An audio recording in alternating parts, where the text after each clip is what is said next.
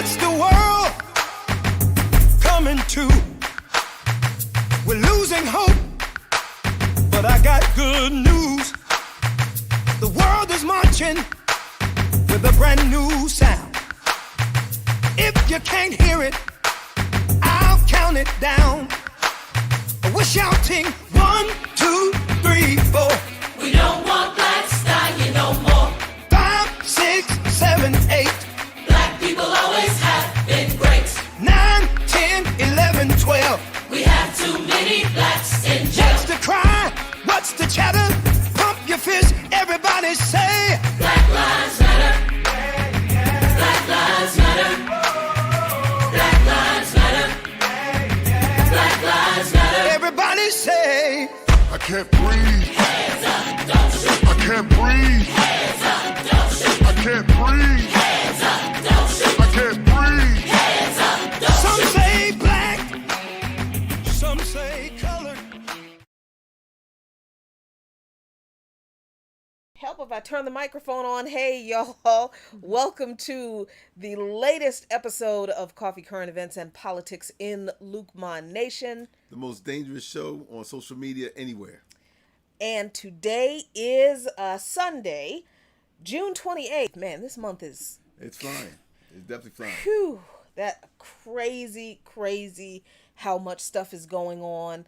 And we have to tell you just right at the top of the show, the song you heard playing after our regular intro is a song we just heard Yep, that song. we did. On our favorite Pacifica radio station here in Washington, D.C.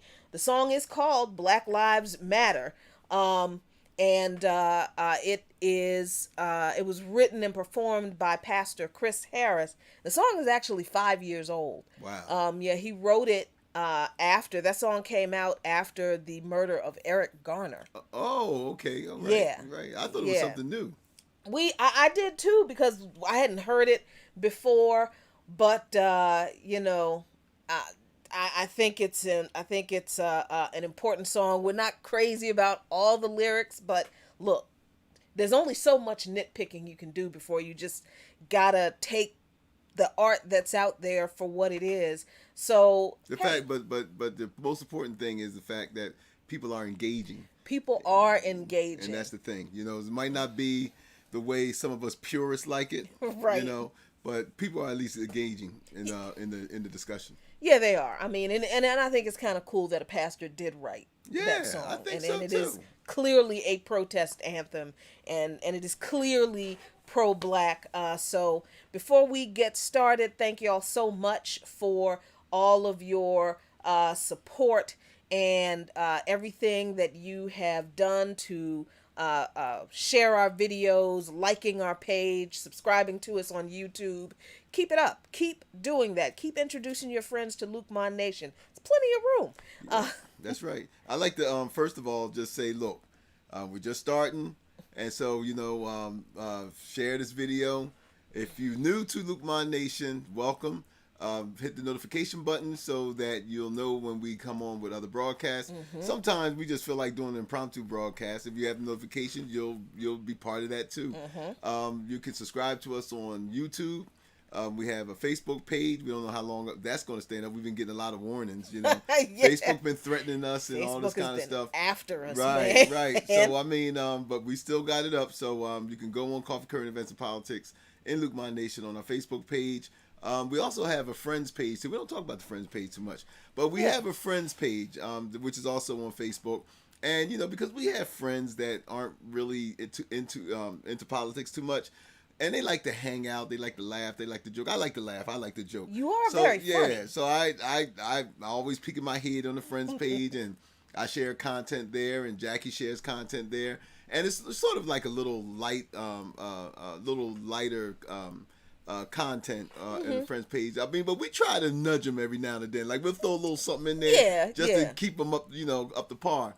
But we have that. We also have our Patreon page. We have our Medium, where a lot of our articles are shared and stuff. So we're in the process right now of getting this website together. Like we always say, like Jack and I always say, look, this is a 2-person operation. You know, and it's because we can't afford to pay nobody. So it's so it's a 2-person operation. So you know, and we got day jobs too, and we're trying to run the house and take care of the dog and all this other kind of stuff. And we also trying to be out there with the people, you know, because we feel like it's important to be out there with the people. So we're trying to do all of these things and try to stay up with what we're trying to do. One of the things that I would like to say, Jackie, before we go into it and all, we understand that there's a lot of people out there with much bigger platforms than we have, and that's all well and good. God bless them. We don't have any, we don't hold any. Well, let me just put it in layman terms. We ain't hating on nobody. No. So we don't. No. We ain't hating on nobody. You know, and so we always try to remain true to what our mission is, and our mission is this. If you don't know already, if you're new to Luqman Nation, our mission is this: is that we created this platform in order to spread information amongst our folk. And who's our folk? Those who live in the poorest areas, those who the media doesn't connect with, and I mean, look. Politics is everything. Everything is politics. And so even if you're not politically engaged, politics still affect you. So we try to disseminate the information to our folks and give it to them through the prism of Pan-Africanism. You know, we are Pan-Africanists. And so we try to, we felt that there was a void. And so we tried to, we set this platform up so that we can disseminate information amongst our people. So we welcome you on Facebook. We have Tony Harrell, our good friend Tony. Harold's been around. My brother Donald, he's on. My son Maurice is over there. My father joined in. My father, yeah, sweet. my shy dad, you know, who's always lurking around. He doesn't say too much, but he's always there. But he's been a big supporter of ours, man. And from the beginning, Erica Ryan, we welcome you. Lisa Catlett, our ride and die. Ride and Lisa, die. All the ride and dies. y'all Lisa's too, over there. Yeah, Lisa's over here on Facebook. Y'all too, man. You know, Lisa, y'all got to get together, man. I'm saying when this COVID thing is over, man, the party we're gonna have, we can't film anything that is gonna happen with the party we're gonna have when we will all be able to get together. I'm just saying, get your bail money up. Exactly. You know. Who's over there on YouTube? Over here on YouTube, y'all already having a spirited discussion that we're not even going to get into because that's not even the topic tonight. But Mad Black Star over here on YouTube, Lene, our other ride and die, Joel. Lene, yeah. Yep, Joel Smith, one of our patrons. Thank you so much for joining us. Forrest Hinton, what's up? Good to see you. Let's see who else down here. Scrolling down.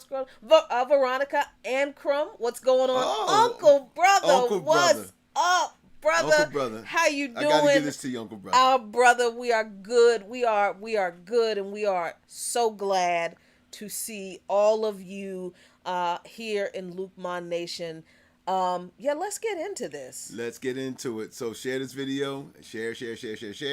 And we, you know, we used to give homework out. We might start doing that again. I think we might. But one of the things is that, you know, we're trying to build a community here.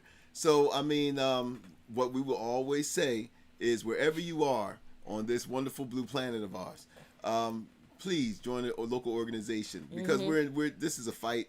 And we're not going to be able to win this fight unless we're organized. The enemy is organized. The enemy is organized. We have to be organized. So that's my bit. And I'm glad you said that because I think this ties into part of the conversation that's being had over here on YouTube. A couple of folks are talking about George Soros funding Black Lives Matter. Somebody commented they heard. I don't know how you figured these women were 3 lesbians, and I'm really not sure what that has to do with the whole thing because right now we're in a moment. I'm a lesbian too, so. You just love me. I am a lesbian. You just love me.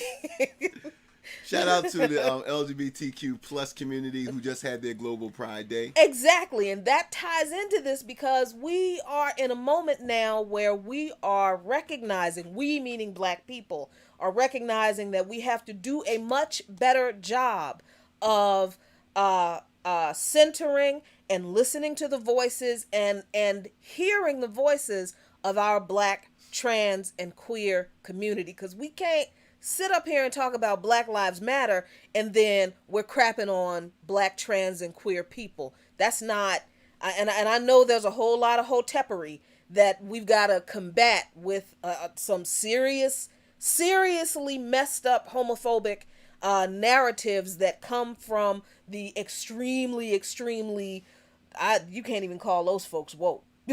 But I'm not. They're comatose and in another realm with their third eye always open, gazing on people and burning them alive like the RBG Sauron. It's ridiculous. Well, we'll put it this way. If you want to know what Luqman Nation's what you want to know what Luqman Nation's position is on our black trans brothers and sisters, we support them, and that's Right. it. We support them. We believe that their lives are just as important as all our other lives.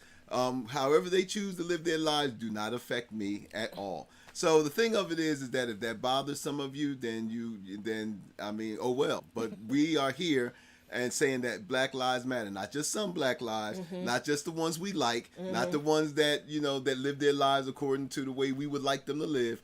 All lives matter. All black lives matter. Don't make me punch you in here. Well, all black lives matter. We know white lives matter. I mean, but all black lives matter, and that also includes our black trans brothers and sisters too. So this is our position, and we're sticking by it. Exactly. So the other part of this conversation that's going on over here in YouTube is apparently the chant was that was heard was Black Lives Matter and George Soros is financier. I'm so sick and tired of the George Soros narrative. Have anybody actually seen George Soros cut a check? Look, I mean, because we run with these things, and I mean, look, we try to be as journalistic as we can, but I mean, have we actually? Now, I'm not saying he isn't or hasn't or whatever, but the thing of it is that we talk about, and this is what the show is about. It's about distractions. Is all of this stuff distractions? Now we understand. We're students of COINTELPRO. We understand COINTELPRO. We understand all of the things that people throw in our path. Anytime black people talk about liberation, anytime black people talk about empowering themselves, there's always these people that come out of the woodworks and and throw these little roadblocks in the way. Well, we are in a crucial time in our history, Jackie. We are in a crucial time where we can't afford. When we ride down the street, we see potholes, right? And we got to get down the street. So we see the street, we see potholes. We go around the potholes, we go around these things because we got to get to our destination. Right. All of these distractions are like potholes on the street. Now, we don't have time to stop and fill every pothole or see how deep it is or all this stuff. We got to get down the street. So what we're saying, people, is the fact that, look, whether George Soros is funding it or not, but just make sure you fund it. I mean, this is the argument that we have made since 2015. We might not need George Soros if we start funding it. If people who are concerned about the liberation of all of us, of other people, of all of us, would fund the movement, then y'all wouldn't have to be worried about George Soros giving anybody money. Now, I think there's a legitimate discussion to be made about Black Lives Matter, the organization, and where they get their funding from and what they're doing and all this kind of stuff. But we're talking about the movement of black people fighting for our liberation. A lot of people are calling that Black Lives Matter just because it's the easier thing to do. But black people have been fighting for our freedom and liberation in this country before 1619, and we've sure been doing it before there was an organization or an entity or a loose collection of whatever it is called Black Lives Matter. So I personally could not care less who in the organization that was started called Black Lives Matter is getting money from. I don't care, because we've been doing this all our lives. I mean, your dad dealt with discrimination and racism in Camden, New Jersey, and fought for you and your family. My mama integrated her high school, and we've told you stories. But this is not about Black Lives Matter. What the Luqmans do, not about Black Lives Matter and who funds Black Lives Matter and who doesn't. Because honestly, we got to tell you the truth, and this is where we've got to get into some headlines and what we're talking about. We can't be wasting a whole lot of time fighting with people over those kind of discussions anymore. If you are turned off by the idea that you think George Soros is funding Black Lives Matter, the organization, okay, fine, that's how you feel. I don't have time to be worried about your concerns about that, because our lives are on the line right here. And let's be clear, Black Lives Matter isn't the only organization out there that's fighting for the liberation of black people. If you're not feeling Black Lives Matter, and a lot of people aren't, there's other organizations out there that's not even affiliated with Black Lives Matter who are doing the same work. So if you have a problem with Black Lives Matter, there are plenty of organizations that would love to have you.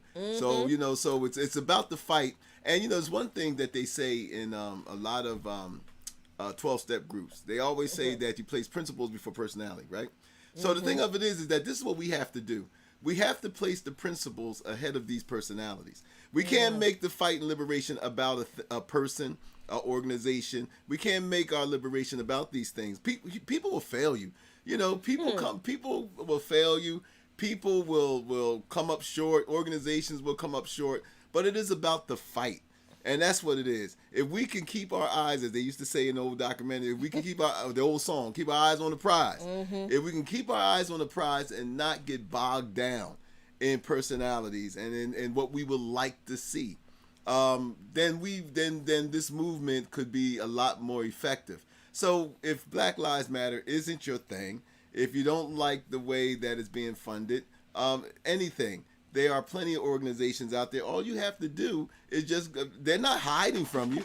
All you have to do is just go out there and if you really want to be in service with the liberation of our people and to fight against oppression, against oppression, then they're out there. All you got to do is just show up. Please, they will, every organization we talk to, Jackie, they all have the same thing. They said we would rather have bodies than money. All of them say that. Jackie and I are constantly in touch with a lot of grassroots organizations, and they all say the same thing. Yeah, we love your money because we have to fund things, but we need you. We need bodies even more because this work is so much work to be done, and it's really true that the work is plentiful, but the workers are few. Yep, I'm sitting here just writing before we get into the top stories, because we do like to back up what we say with some actionable items for y'all. If y'all don't like Black Lives Matter because of George Soros and who's funding them, which again, I think that's a valid discussion to make, because if people give you a whole lot of money, then whoever controls the purse strings can control your organization. I think that's a valid argument. But if you don't like Black Lives Matter as an organization, okay, fine, there's Black Alliance for Peace. We are members of that organization. Here in Washington, D.C., there is also Pan-African Community Action. And I see your comment, Joel, that, yeah, we are going to do a show on Pan-Africanism to explain it to folks who don't understand what it is, because you need to understand what it is right now. There is also an organization, these are people we know personally. We recommend them. They are no joke. They are doing the work. The Ujima People's Progress Party, exactly, out in Maryland. And let's see, if you want to share information among your people that is anti-imperialist, that is pro-black, that is anti-capitalist, there is Telejaguar on Facebook. Telejaguar, that's right. It's TELE-Jaguar, just like the animal, Telejaguar. There is the Black Agenda Report. I swear to God, if you're not reading Black Agenda Report, there's something wrong with you. Now you don't have any excuse because you know where it is. And Hood Communist. I mean, there is information out there. And let me tell you something. I am probably...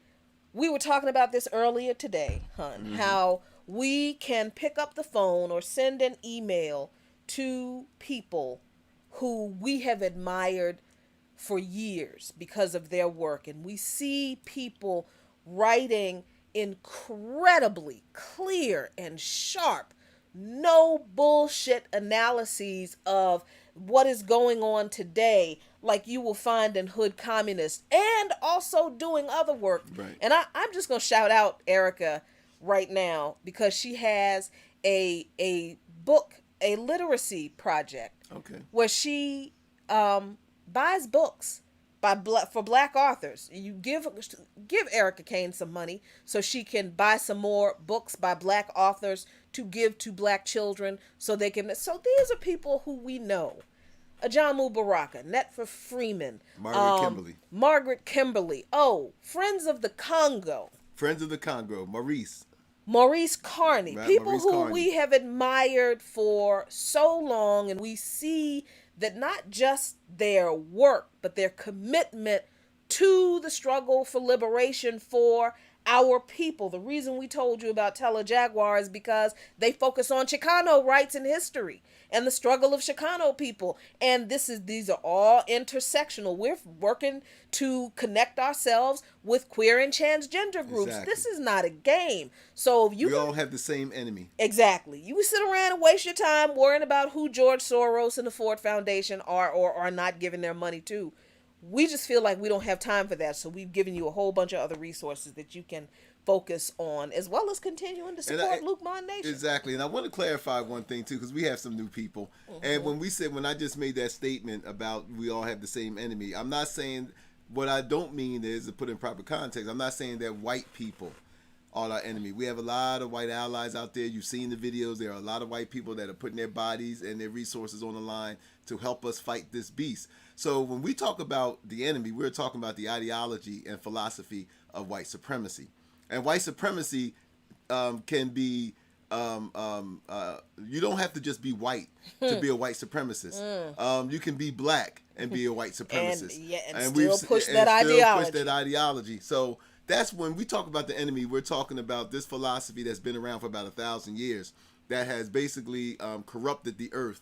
And so we're not talking about white people as people. We're talking about the ideology and the philosophy. So don't flood our box about, we're racist and all this stuff. But I'm not racist. Stop taking everything. We have a lot of white allies who, like I said, who have been putting themselves on the line, who have been putting their resources on the line, and we salute them. And they are our allies in this fight. So, like I said, that is our clarification of this. So we're going to ignore anything. If you come at us with any kind of nonsense, we're not going to respond, because we just made it clear what we're about. We ain't gonna say it again neither. So top news, Mr. Bear. Top news. Oh wow.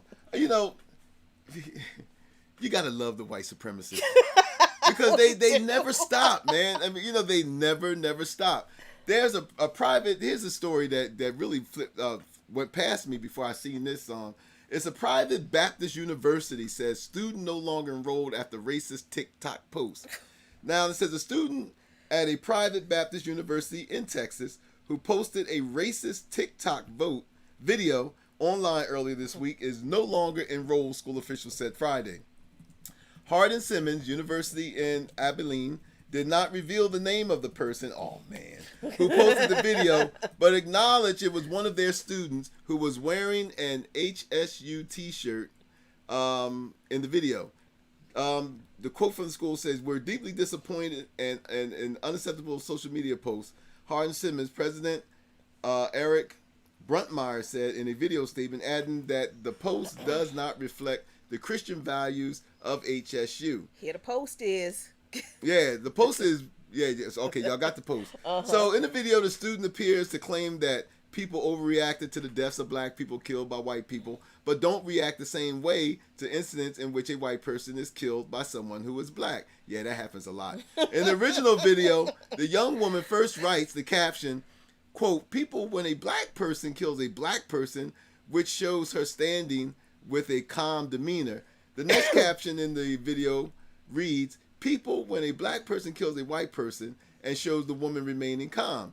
At the end of the video, the caption transitions to "People when a white person kills a black person," and shows the woman engulfed in flames and mouthing angrily. Upon learning about a TikTok post made this week by an HSU student, we immediately took action to address the situation and began the required disciplinary process, the university said in a statement. We can confirm that the student associated with this incident is no longer enrolled at Hardin Simmons University, the statement added.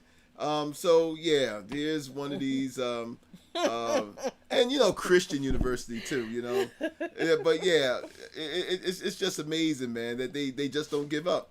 But you know what? I have to say, all these people losing their jobs, all these racist white people losing their jobs and getting kicked out of school and, you know, losing their apartments, and racists need to lose things. Right. And this has always been like a point that we have constantly made, that one of the reasons white supremacy sticks around for as long as it does, aside from the fact that it's a system, and it's a system that this country was built on, and it is closely tied to capitalism. So it's going to be hard to eradicate, but that doesn't mean it can't go away. But one of the reasons racist people stay in positions of influence is because they've never really been made to pay for their racism. So these kinds of things, people need to lose their jobs for being racist. People need to be kicked out of school for being racist. Racism needs to cost racists.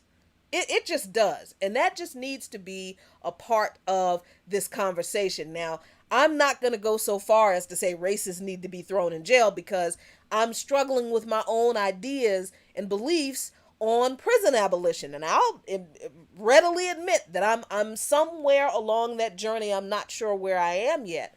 But yeah, I think if you are a racist and you post racist stuff on social media, like the nurse last week who posted some racist thing on her, yeah, she needs to be fired, because she needs to not be, these people don't need to be in situations where they have any kind of power over the people they have made it clear that they hate. Because this is, I think, where we need to change this conversation about racism. You can be racist all you want. We need to change the power dynamic between racists and the targets of their hate. Mm-hmm. You can be racist, but you don't need to have power over my life and the people who you have racist thoughts toward. So, yay, she lost. Yay, she out of school. Good for her. Good. Now, something else we saw this morning. President Trump actually is under fire, according to this article, after sharing a video in which a supporter twice shouts, "White power!" Quote, "Thank you to the great people of the villages. The radical left do nothing. Democrats," this is what Trump tweeted. "Thank you to the great people of the villages. The radical left do nothing. Democrats will fall in the fall. Corrupt Joe is shot. See you soon," the president tweeted, along with a video of a golf parade of his supporters in the villages, a massive retirement community in Central Florida. The video shows a small group of Trump critics shouting insults and profanity at the president's supporters. "Where's your white hood?" an anti-Trump protester shouts at one golf cart driver, implying the man was a member of the Ku Klux Klan. "Racist, racist," he yells. Trump denies knowing anything, knowing about intelligence report. Okay, I'm sorry, that was in something else. "Yeah, you got it. White power, the man shouts in reply, while giving the protesters a thumb up. The incident takes place at the very beginning of the, if you ever watch the video, you'll see it. And the retweet has since been deleted from Trump's account. It's already, see this delete stuff. You can't, what do you think, he got a time machine? It's Twitter. Twitter is undefeated in exposing you and sharing your mess all over the globe way before you get a chance to clean your own Right, I stuff don't get the thing of, oh, it's deleted. Deleting your tweet does not mean that we haven't already seen it. It doesn't make it not, it doesn't undo what you've done. So you know what I mean? You put that You put that nonsense out there, and just because you deleted it, that don't mean we go back in time and you get a do-over. No, it doesn't mean that. But you know, we saw on TV today where John Bolton, and we're going to talk about him a little bit later on. But John Bolton, when he was asked about it, he said, "Well, you know, Trump, typical Trump. He probably didn't even look at the whole video. He just saw his sign in the front and this and that and the other, and said, you know, that's a." No, Trump heard the white power sign. He did. Yeah, because he said that these are great people. This is it. Trump has said, and we reported this on this show a week or two ago, that it was leaked from Trump's White House that Trump told the people around him that he wants to stoke the cultural wars because he feels that it's good for him. So he's not making any secret that he is courting these people who hold these type of views. So yeah, I believe that he saw the video because he's a narcissist. He wanted to see how many Trump signs was coming after the first one. That's a great point. Right. So I know he heard it, But then when somebody said, "Well, black people read Twitter too," let me undo this. There's this whole thing called Black Twitter. Exactly. So it's already out there. So now he deleted it, and this stuff. So I mean, look, we have a president, and look, we can say this. We have a president who is a racist. I mean, those of us who are old enough to remember Trump through the years before he even got to the White House, he has always been this way. I mean, we can go all the way back to when he was sued. Him and his father were sued back in the early 70s for housing discrimination. I mean, my God, Trump came up under the tutelage of Roy Cohn, who Roy Cohn made his bones in the McCarthy era. Exactly. I mean, Roy Cohn, who was a frustrated homosexual man, he made his bones with Senator McCarthy. So I mean, and this is who Trump was tutored by. This guy mentored Trump, and Roy Cohn himself was a virulent racist. So I mean, so this is who this guy is. This is where he comes from. He's not going to make any apologies for associating with these white supremacists and white power. And I don't get the phrase white power either, because who else has it? Exactly. It's like, isn't that kind of what's the a double, not a double entendre, but isn't that kind of, it's redundant? Nobody, and that's the whole point. That's why we are in these streets right now. And I just want to make it clear for people who get it twisted. Every president was a racist. Yeah. Yes, even Barack Hussein Obama, even though, let's be clear, Obama was a classist, but he was absolutely a capitalist, imperialist who upheld the same narratives of white supremacy that every other president before him, every other white president before him upheld. Every president was racist. Some were just kind of nicer about it. Right. And if you want to know more about those things, just pick up Margaret Kimberly's book called Prejudicial. And we read it, and look, it explains all of the anti-black behaviors and policies of every president. We've been fighting this thing since 16, well, like you said, before 1619. And so we've had, we never look at this as a war. And the black community, the African community, however you want to phrase, because there's a debate about that too.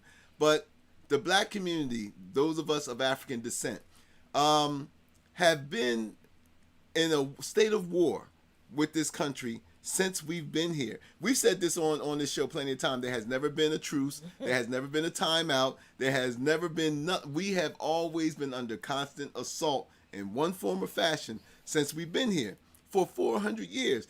They say, Afghanistan was the longest war that the United States fought. No, the longest war that the United States is fighting is with its own black citizens. And its native citizens. Right, and its native citizens. That's the longest war. So we have to look at it in that way. So every president, commander-in-chief, have done one thing or another to keep that war going on. Yep. And to make us and to inflict harm and all kind of other trauma upon us. And on the flip side of that, Jackie, the fact is that that our resilience, the resilience of our ancestors, the resilience of people of African descent in this country who refuse to bow down to this white supremacist assault on not only our persons, our property. They kill me when they talk about property damage and looting and all, and get all sanctimonious about the property damage and everything. I mean, look, we don't have enough time to go into the history, but the thing of it is the fact that as Mallory said, the young lady said, who do we learn it from? I mean, my ancestors, wherever they were in Africa, and it's a shame that I have to say wherever they were. Because we don't know for sure. Because we don't know. So wherever they were in Africa, I'm sure that they were minding their own business. So, so the violence started there. it continued over here, and it continues to violence be perpetrated upon us. So this we have to look at this as a fight. This isn't entertainment. Lives are being lost. Lives have been lost. So we have to really orientate ourselves and get into a war mentality, because this is what we're fighting. You got people out there that want to wipe us out. So and I remember one thing, Jackie, when we were talking about the genocides in Rwanda, and we were talking about other places where you had people who were basically just being slaughtered for the Rohingya and all the we used to say all the time, don't think it can't happen here. Exactly. I mean, how many times have we said that? If you've been hanging out with us for some time, you should remember us saying over and over again, people are making the mistake in thinking that these horrible things that are happening to other marginalized groups of people in other places in the world cannot happen here. And if you honestly believe that these people who are not just assaulting, but not just confronting, but assaulting and trying to kill protesters in the streets right now, if you think these people aren't serious, and if you think it's just a few of them and it's not enough of them to really cause some damage, and if you honestly believe that the cops, that the pigs are going to come to our defense, I got a bridge. I got a bridge to sell you over some swampland. Yep, I got one more story so we can move on with the show. Now, and which is very important, coronavirus. U.S. has a serious problem, says Fauci. U.S. Infectious Disease Chief Dr. Anthony Fauci says that the nation has a serious problem as 16 states reel from a spike in COVID-19 cases. At the first White House task force briefing in 2 months, Dr. Fauci said, the only way we're going to end it is by ending it together. As health experts said, more must be done to slow the spread. Vice President Mike Pence praised U.S. progress. More than 40,000 new cases were recorded across the U.S. just on Friday. The total of 40,173 given by Johns Hopkins University was the highest daily total so far, exceeding the record set only the previous day. There are over 2.4 million confirmed infections and more than 125,000 deaths nationwide, more than any other country. Now, that is American exceptionalism. During Friday's briefing... We're number one. During Friday's briefing, the White House task force also urged millennials to get tested, even if they are asymptomatic. Mr. Pence said the president requested the task force address the American people amid surges in infections and hospital admissions across southern and western states. In Texas, Florida, and Arizona, reopening plans have been paused due to the spike. While some of the increase in daily cases recorded can be attributed to expanded testing, the rate of positive tests in some areas is also increasing. Health officials in the U.S. estimate the true number of cases is likely to be 10 times higher than the reported figure. Dr. Deborah Birx, coronavirus response coordinator, thanked younger Americans for heeding official guidance on testing. She noted this great change in testing guidance would allow officials to find the asymptomatic and mild diseases that we couldn't find before. Following Dr. Birx's presentation of the recent data, Dr. Fauci said, quote, as you can see, we are facing a serious problem in certain areas. So, people are talking about statues of Black Lives Matter wanting to do this.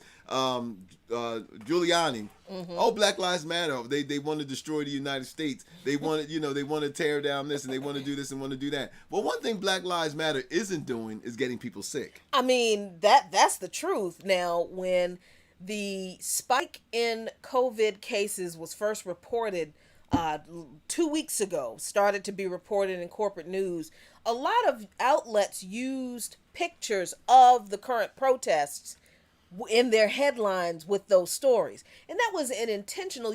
Now, we're going to talk about why symbolism and imagery is important in warfare, because that was purely propaganda to smear and negatively represent these protests that are going on now as a threat to people's health. When the truth was, the positive cases that were being reported was from 2 weeks prior to all these states that opened up too early, all these people going to the beach and the park and going to parties, and none of these people have on masks. Now remember, this was after the state governments listened to these ridiculous, selfish white people. They were right. The ones that carried arms at the state capitol. Exactly. And stuff, right. So white people were able to bully the governments, their state governments, into reopening before it was safe to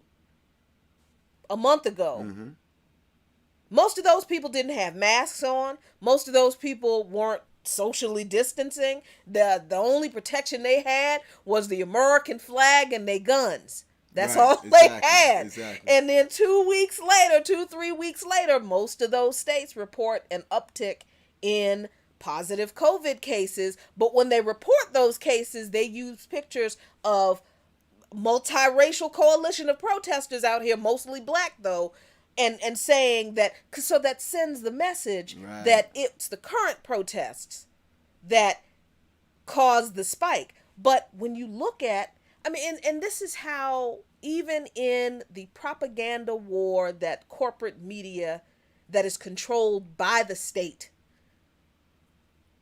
even in their just shameful smearing of a movement, a righteous movement for justice and liberation for people, that they're also really stupid and sloppy. Because if you look at the pictures that they used, almost everybody actually had a mask on. Right. So, and then when you go out there, many of you have been out there watching, we have certainly been out there. Not only is mostly everybody masked up, but volunteers are out there handing out hand sanitizer. We put together safety kits, taking an extra mask, some gloves, and some other first aid kits out there for people. There are medics out there helping people. I mean, so when you just take a minute to look past the propaganda and the headlines, and all you have to do is look twice at the picture, and then you think, wait a minute, those people couldn't have spread the virus because they've all got masks on. Right. And it's already been debunked. I mean, like I think the CDC and other medical professionals have already said that these spikes aren't from the protests. Exactly. And the so-called medical professionals, and look, let's be real. Let me be real clear right now, because we're also in a really weird place in our own movement spaces where we're having really difficult conversations about how much we trust the medical establishment. Don't really. How much we trust, state-sponsored science agencies, suspect because of their own history with the way they've treated us and our native brothers and sisters.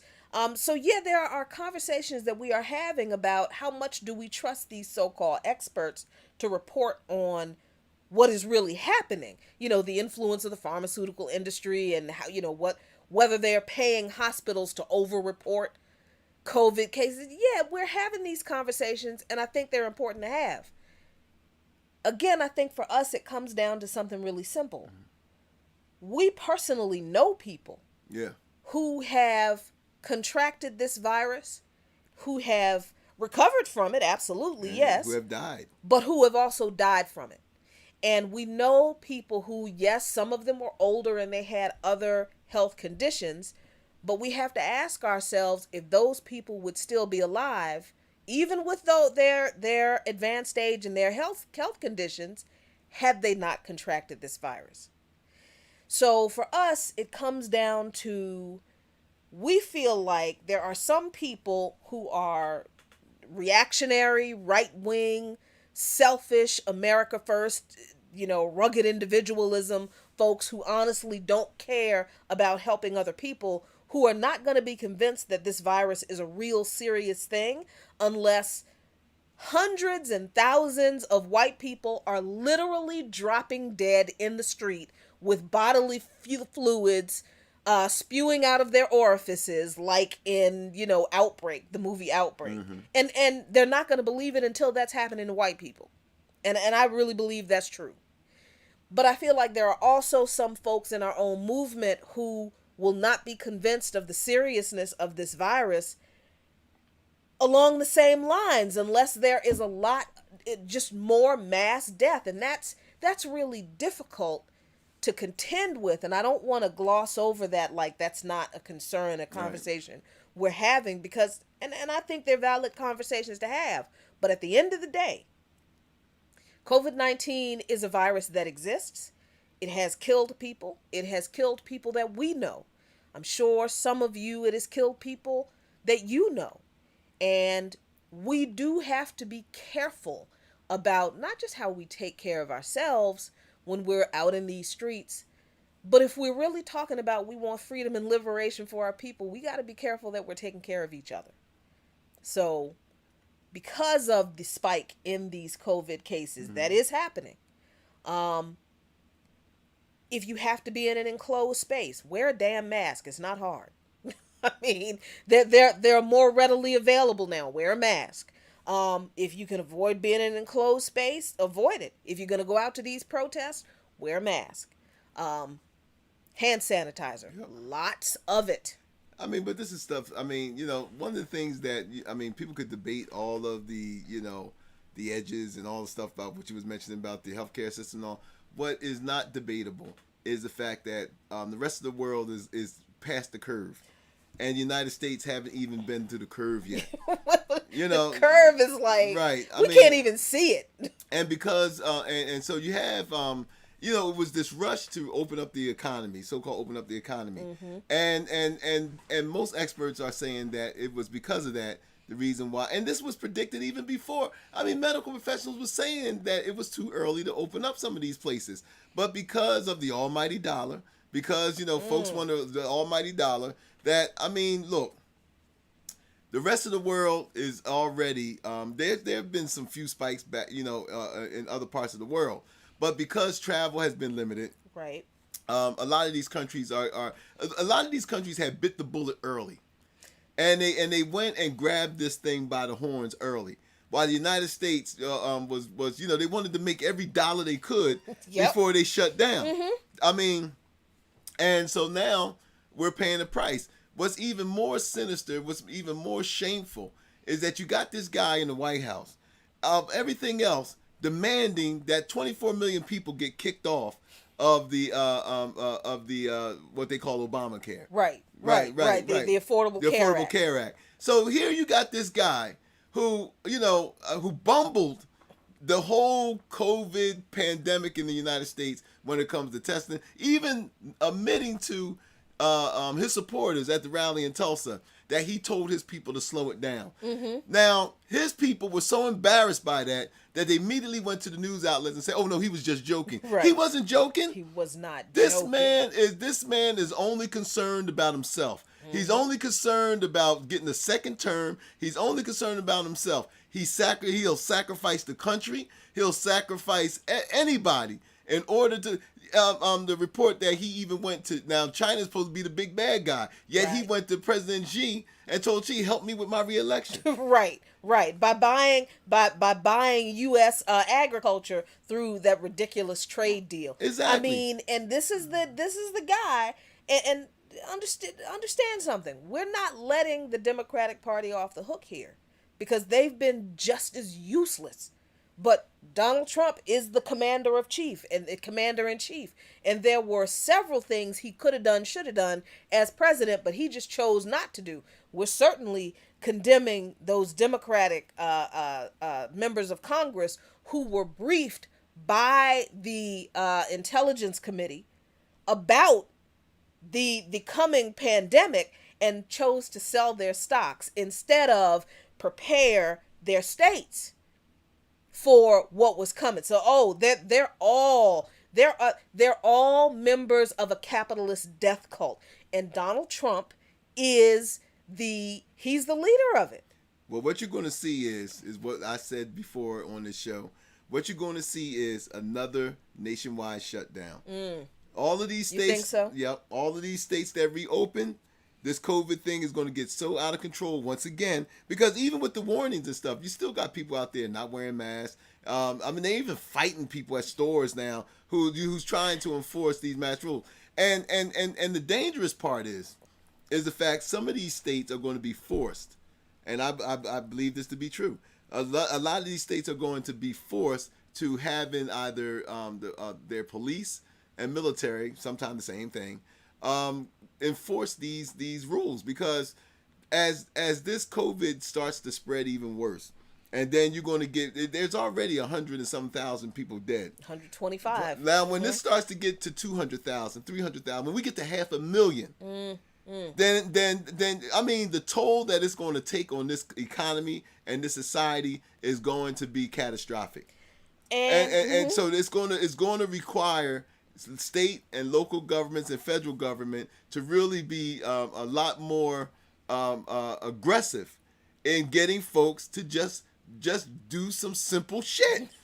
And you know what? You got people, and you know, it's not like we're sitting here advocating for the military and the cops to enforce these rules, because that's clearly a problem. No.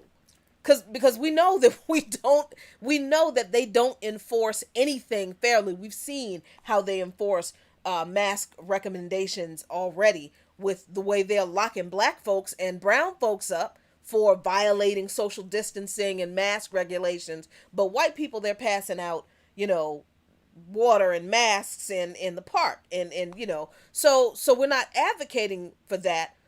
We just believe that's what they're going to do. And maybe not by design, but I think I agree with you that it is going to get so bad because these silly, entitled white people are willing to fight grocery store and retail store employees who are trying to enforce a mask regulation in the store rather than just wear a mask. This is the reason why, and we had the sermon this morning with Reverend Graydon Hagler, and I put it on my timeline. But when we talk about white supremacy as an ideology, one of the things that I agree with what Reverend Hagler said is white supremacy is the feeling that everything around you has to bend to your will. Mm-hmm. It has to be in your image. Mm-hmm. So you know, God forbid that, you know, you should be inconvenienced, right? Because we're trying to save everybody else, right? God forbid you can't get your hair cut, you can't get your nails done, you know, you can't, you know, do these simple things. And the ripple effects is that Americans are becoming even more of a pariah around the world. The European Union has already said that once their borders open up, Americans aren't welcome. Mm-hmm.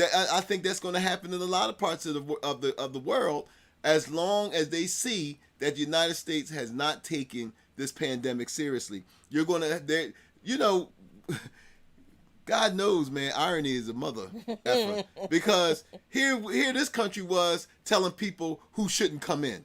Right. Here was Donald Trump talking about building walls. It was Donald Trump who was talking about why can't we have people that come from Norway and stuff as opposed to these S-hole countries. It was the United States who felt that the white supremacist government who felt that they was the ones that was calling the shot about who can come and who can't and this and that. Now the tables have turned. Mm-hmm. Now the world is saying, no, we don't want you. Exactly. You know what I mean? Those very European countries that you know Trump wanted, they're like, nope, don't. Right. I mean, it's like, we don't want you. We don't want Americans to be infecting our reinfecting our populations. So, you know, this is when we talk about white supremacy, this is what we're talking about. The fact that the world view of a white supremacist is skewed. Mm-hmm. The world view of a white supremacist is not dealt in reality. And this is what been driving this country since its inception. Mm-hmm. You know, and so I mean, again, how do we protect ourselves? You know, so and before we move, because we gotta move on. We gotta move on. One of the things that I want to bring up is because you talked about the Democrats, mm-hmm. and then you got Biden. Now here you got the penis measuring contest. Then you got Biden, you know, you got these two old guys talking about who's going to get tougher on Venezuela. Oh, my God. You know, now, just. Now you got Biden who's sitting up there, you know, somebody turned his knob on, he woke up, and now he's sitting up there talking about, oh, well, that's not enough. I'm going to do this to Venezuela, and I'm going to do that. And you know, and I mean, look, if you don't know it, we had a lot of problems with Joe Biden. right? Still do. But this is what's wrong with this system. There is no choice. I mean, there is no choice. There is no choice to say, well, man, can we have a leader that's going to steer this ship out from crashing on the rocks? You know, you replace this captain with another one, and this other one said, "Oh no, I'm going to speed it up and run into the rocks." Right. You know, so here you got Biden, who again, this is what I mean. Again, they don't fail you. They don't. They give you the same BS. They give you the same nonsense. So now Biden is saying, "Oh, my foreign policy towards Venezuela is going to be even more aggressive, More sanctions, yeah, more sanctions, and more this." So there's no change. No. And see, this is the thing. So you want to know why the United States, out of the so-called developed countries in the world, why the United States has the lowest voting rate in the world? Because, see, believe it or not, most folks had just opted out of the system, and most folks understand that. Look. We're not going to get any change here. So, you know, so again, with all of his, you know, everything that he said against Trump, and, you know, and I got to admit, Biden, you know, his best moments came around the George Floyd moment. I got to give that to him. But the thing of it is that there is no difference when it comes to the United States. Is still going to be that nation that want to drop bombs on black and brown people. Oh yeah, Biden's not going to stop doing that. Now I don't know if I won't even want to give him that much credit with his response to George Floyd, because remember, he was in the church with kente cloth kneeling too. Yeah, well, but see, that's how they deal with us. See, this right. is the difference between when white people protest and black people protest. See, when white people protest, the government listen. Right. See, when we protest, then we get the shallow symbolism. We get the Nancy Pelosi, who probably ain't bent in like 20 years. Well, she needed help getting up. Well, yeah. But what I'm saying is that, we get the symbolism. There was this story out, I think we shared it on our page, with the cops down, I forget what state it was, North Carolina, somewhere down there. And so the cops, they did a Jesus moment, and they were washing the feet of the black pastors. They was washing the feet of the protesters and stuff. And that just really ticked me off, because we're past this feel good, look, I can wash my own feet. I don't need you to wash my feet. But like I said when we did post the story, the thing of it is that every time black people stood up with Black Lives Matter, was these same feet washing white folks that was sitting up there talking about no, all lives matter. Right. Then when we came around and we said, look, the wealth gap is widening. The only way to at least keep us from just falling off of the edge of the economic scale is that you need to pay us what you owe us. And that's through reparations. The horrible R word that nobody likes to talk about. But you need the reparations. Bernie, well, what do you mean by that? All this other stuff. No, I don't know what that means. You know what I mean?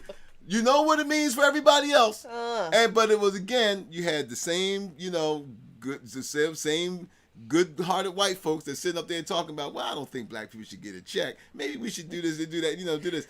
And the thing of it is the fact that all we get is the symbolism. We even just not from white folks, even from the black politicians, the baby bonds and all this other. Nobody wants to sit down and say that we robbed these people of trillions of dollars that is rightfully theirs. We have robbed these people of their economic legacy, their economic heritage, and that needs to be rectified. But no. We have to, sit around and well, what does that mean? And how are we going to do this? And how we know who was a slave? And how we know this, that, yeah. But you never get these kind of mental gymnastics when it comes to you paying other people. Right. So the thing of it is that I am done with the feel good stuff. I am done. I'm glad that you want to kneel. I'm glad, but that doesn't mean anything to me and my posterity when it comes to surviving in this dog-eat-dog capitalist system. This is why the whole damn system needs to go, and this is why people are still out in the streets. So, to one of our topics, why are people in these streets? And one of the questions people are asking, we had we decided to talk about this because we had somebody who we are associated with who believes that tearing down the statues is symbolic and it's a distraction. And our position is it's not only not a distraction, but it is a crucial part of this phase of the warfare that we're in. Getting rid of these monuments and statues is incredibly important to the fight for liberation for our people, our indigenous brothers and sisters, and other oppressed people, because symbolism is very important in warfare. It's propaganda. It conveys a message. And we've talked about, and you've heard plenty of people talk about on other platforms, the fact that the Confederate statues, most of them didn't go up until the 60s, when the Civil Rights Movement started to build momentum.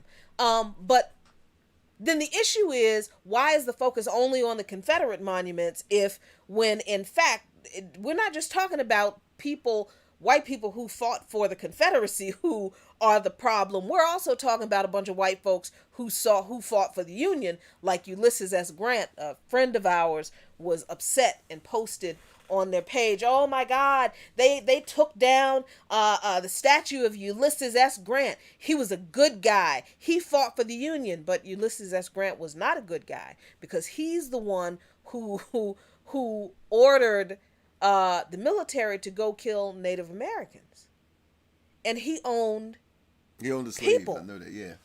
So we need to understand that these statues to these white people who have perpetrated crimes against humanity of our ancestors were erected to convey a message that these people are heroes. They are the heroes of this country. And whatever it was they did to people who came before us who looked like you and me didn't matter. That's right. Didn't matter. It didn't matter compared to the great feats they did in founding this country, whatever it was. Woodrow Wilson, that's why bridges are named after him. Schools are named after him. He's on the dime. These people are on our currency, on the currency of this empire. So when you have statues that are erected to people who committed crimes against humanity on the currency of the empire, what do you think the empire thinks about the descendants of those people that their heroes couldn't wipe out? That's why we in the street talking about Black Lives Matter. Because enough of us have gotten to understand that to the empire, our lives have never mattered. And these statues prove that. The fact that these statues exist, and the fact that all these white people are mad as hell that they coming down, proves how important these statues are. But you made a point about these symbols and why they're important in warfare. So explain to people why. Well, it's just, look, in the recent years, if it were, they're a reminder of what you don't. When a society changes, statues are a reminder of what your nation once was, and what the politics once was, and everything surrounding those statues. It's not just the statue; it's what was happening during that time. What is the legacy that those statues represent? When the United States went into Iraq, the first thing they did was, after the United States invaded Iraq and killed Saddam Hussein. I think they even did it before they killed Saddam Hussein. The first thing the Iraqis did was pull down his statue. When the Russians invaded Berlin, there's an iconic film of showing the Russians blowing up the Nazi symbol on top of the old Reichstag building. So, the Russians, who lost 25 million people fighting the Nazis, they didn't look at that thing and say, "Oh, it's just a symbol. Well, who cares?" Yeah. It doesn't, No, they understood that to remove that symbol was actually to cleanse. It was actually, remove that symbol was actually the finality of what this regime represented. Right. It was the finality. So there would be no more swastikas going up. There would be no, and it was saying that this is a new time now. When the Russians came into Berlin and blew up the symbol on top of the Reichstag building, that was that was a message to every Nazi who was still fighting.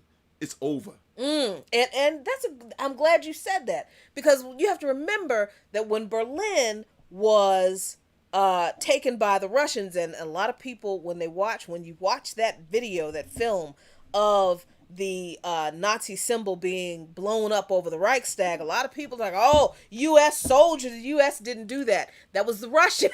The Russians took Berlin. That was the Red Army that took Berlin. Yeah, the Russians took Berlin. In fact, it's funny, just as a side note, the United States could have gotten there first. But Dwight Eisenhower felt that the Russians deserved it because they took most of the brunt from the Nazis. So, Right. I mean, yeah, Patton could have got there first. But they held Patton back, saying that, nah, man, the Russians, they deserve this. Because they were the ones that really took the brunt of, they lost 25 million people. Right. And so so it was an agreement amongst the Allied command staff to let the Russians have Berlin. Let them take it first. Right. Now, in contrast, we look at the statues of the Confederate soldiers. Now, they lost the war. They lost the battle. But it's our contention that they have won the war because their statues are still up. And we know that in warfare, it's not just about the physical fighting of the war. War is also based on ideology. Thank you. So even though you can lose a war physically, you can lose the physical war, but also what were you fighting for? Right. So so if those ideals are still around or they're still existing and they're still being promoted, then that war was never over. The Civil War was never over. It was just the Exactly. physical part of the physical of the Civil War was over. But the Civil War continues to be fought to this day. Exactly. And someone, Steph Kreff, over in the comments, yes, we understand that removing the statue of Saddam Hussein was not the primary will of the Iraqi people. We understand that the United States was behind all of that. We understand that. But that is the point. The United States did that as a psychological aspect of conquering Iraq. So, in the same vein, Well, let's put it this way also. In Iran, with the Islamic Revolution, which the United States definitely didn't have nothing to do with that, they got rid of all of the Shah statues. They got rid of everything that represented the Shah. So we can't say that the United States was behind that. Right. No, what it was is like every human society does when they go through changes. When a new era comes in, and for the most part, when a new era comes in, then they don't want to be reminded of the old era, and that's what makes this such a unique thing in our modern history. The fact that the Western world, which is supposed to have progressive ideas, which is supposed to have which has supposed to have stated that they're against slavery, they're against colonialism, and they try. But then, if that's the case, then what is the point? I mean, you got an article that you can share about why you don't see statues of Hitler still up in Germany. Yep. So I mean, or to Goebbels. Now you look at this. Goebbels. A lot of modern media people understand that a lot of the practices that modern journalists have was promoted by Goebbels, right? When it comes to the propaganda, Goebbels was I mean, he was like the father of that kind of stuff. And so I mean, and let's look at Göring. I mean, Göring was a World War I flying ace. He was a hero in Germany. So I mean, you don't see a statue of Göring. Look at the Desert Fox, Rommel. I mean, Rommel was beloved by the German people. But you don't see a statue of Rommel there. So so the thing of it is that this is a society, talking about Germany, this is a society who understood that in order for them to move forward, they would have to reckon with their shameful past. This is what the United States never went through. Right. The United States never went through the reckoning of what is done. It never accepted the responsibility or held itself accountable for the shameful history that created the United States. Exactly. Because for the empire that is the United States, none of that stuff is actual history. Because as you said, the Civil War never ended. These ideologies, this empire never did away with those ideologies. The empire of the United States never repudiated any of the ideologies that is a part of that shameful history. And this is where I'm going to share this with you real quick. There it is. This is in Politico, and this was actually published a few years ago, 2017. Still relevant. Still entirely relevant. Why there are no Nazi statues in Germany. Not going to read it. Just want you to know that it's there. Just want you to understand that people do understand the importance of symbolism in warfare. There are no monuments to Nazi heroes in Germany. But before you do, read this read this paragraph there, because that's very important. Okay. Douglas, let me see. Okay. They talking about Frederick Douglass. Right. So let's start from the beginning. Whatever else I may forget, the ex-slave and abolitionist Frederick Douglass said in 1894, I shall never forget the difference between those who fought for liberty and those who fought for slavery. Douglass, who is doing an amazing job and is being recognized more and more. That was in reference to the ridiculous tweet from Trump 2 years ago about him. Deplored an emerging national consensus that the Civil War had been fought over vague philosophical disagreements about feudalism and states' rights, but not one over the core issue of slavery. In this retelling, neither side was right or wrong, and both Confederate and Union soldiers were to be celebrated for their battlefield valor. Douglass was right to be concerned. Southerners may have lost the Civil War, but between the 1890s and 1920s, they won the first great battle over its official memory. They fought that battle in popular literature, history, books, and college curricula, but also on hundreds of courthouse steps and city squares where they erected monuments to Confederate veterans and martyrs. These statues reinforced the romance of reunion. So there is nowhere in society, in modern society, that a nation celebrated its traitors and losers in such fashion. Nowhere except for So what we have to ask ourselves, Jackie, is what are you honoring?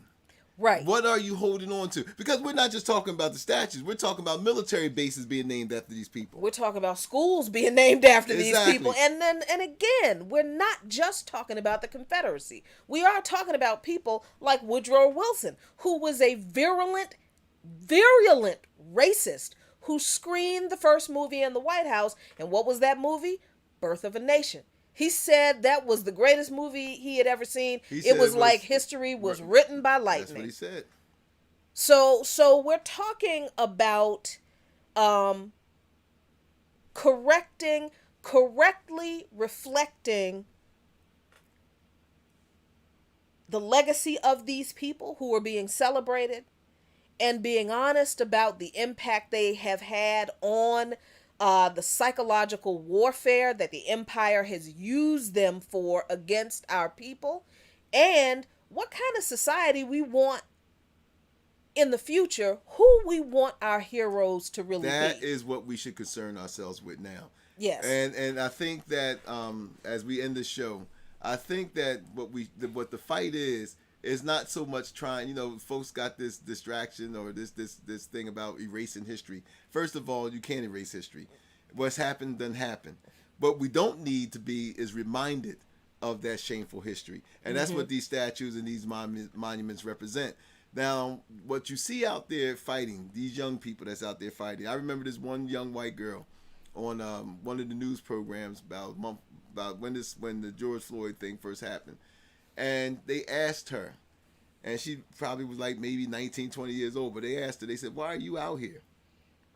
She said, because I don't want my children growing up in a country like this.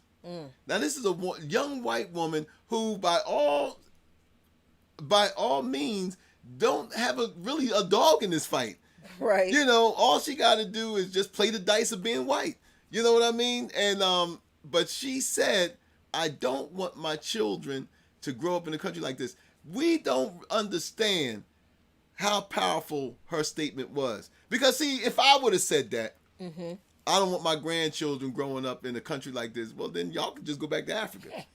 Right. You know what I mean? Right. Then, you know what I mean? Well, good riddance. You know what I mean?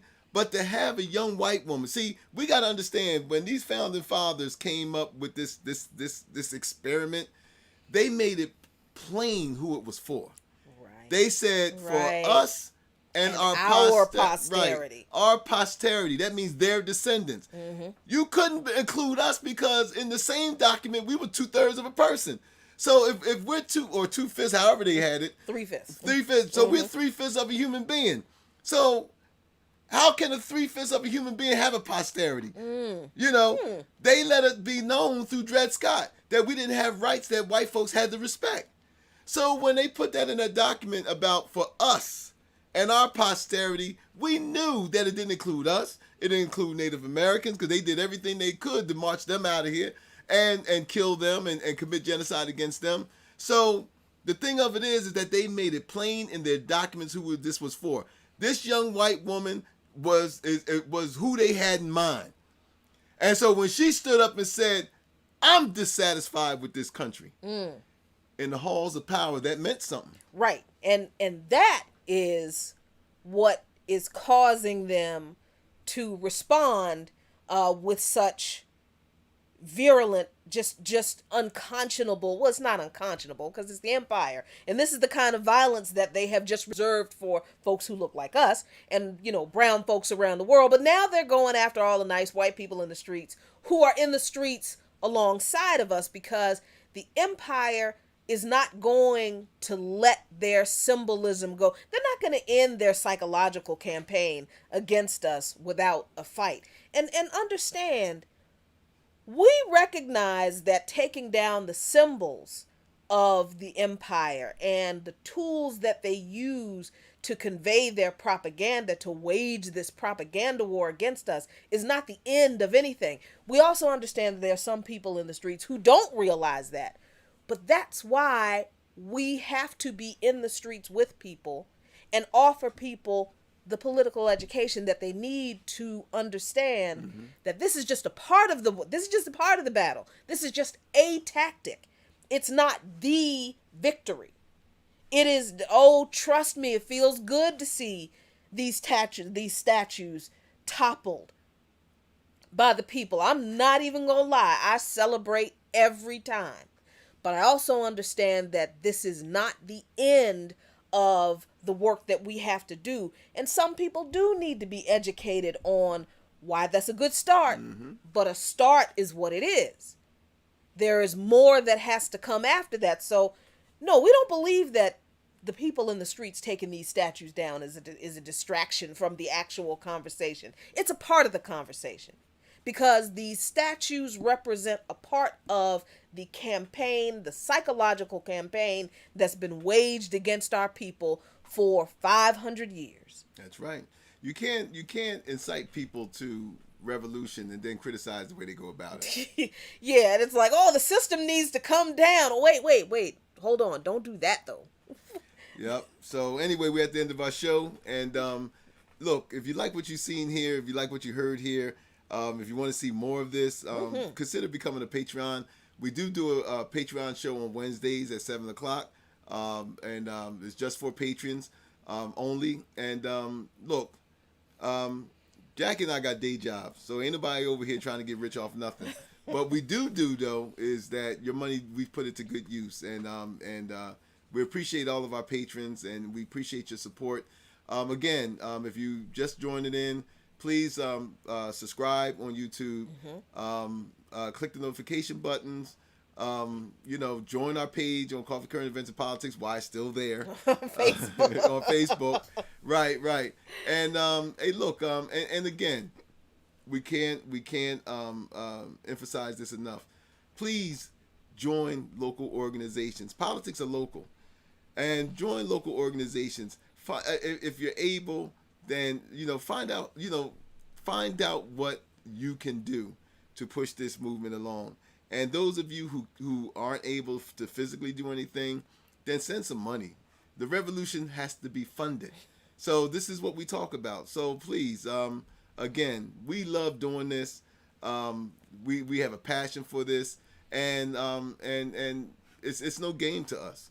This is no game. This is no joke to us. I'm a truck driver, and look, I like what I do, but I have a passion for this. And I understand that it's not just about us. It's about those that come after us. What kind of country do we want to leave them? Exactly. So let's get to work. As always, y'all, be really, really good to each other, especially in these difficult, trying times. And like we say every week, peace, but only if you are willing to fight for it. Exactly. And now we have to. Good night.